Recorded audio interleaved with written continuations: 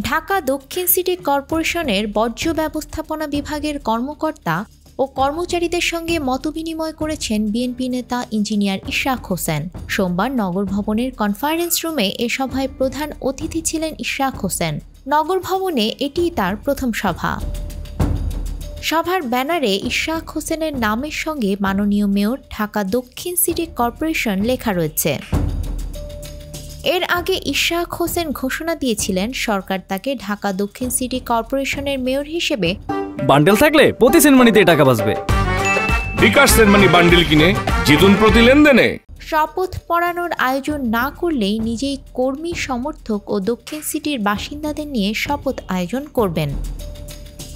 পরিচ্ছন্ন ঢাকা ও নাগরিক সেবা নিশ্চিতকল্পে এই সভার আয়োজন করা হয়েছে বলে জানিয়েছেন আয়োজকরা। সভায় ইশরাক হোসেনকে ফুলেল শুভেচ্ছা ও ক্রেস্ট প্রদান করতে দেখা গেছে। এর আগে রোববার ইশরাক ঘোষণা দেন, জনগণের দৈনন্দিন সেবা আমাদের তত্ত্বাবধানে চালু থাকবে। এছাড়া প্রধান ফটকে তালা দেয়া থাকবে। এদিকে ইশরাক হোসেনকে ঢাকা দক্ষিণ সিটি কর্পোরেশনের মেয়রের দায়িত্ব দেওয়ার দাবিতে আজ সোমবারও নগর ভবনের সামনে অবস্থান নেন তার সমর্থকরা। বেলা 11টার পর নগর ভবনে আসেন ইশরাক। নিউজ ডেস্ক, আমাদের সময়।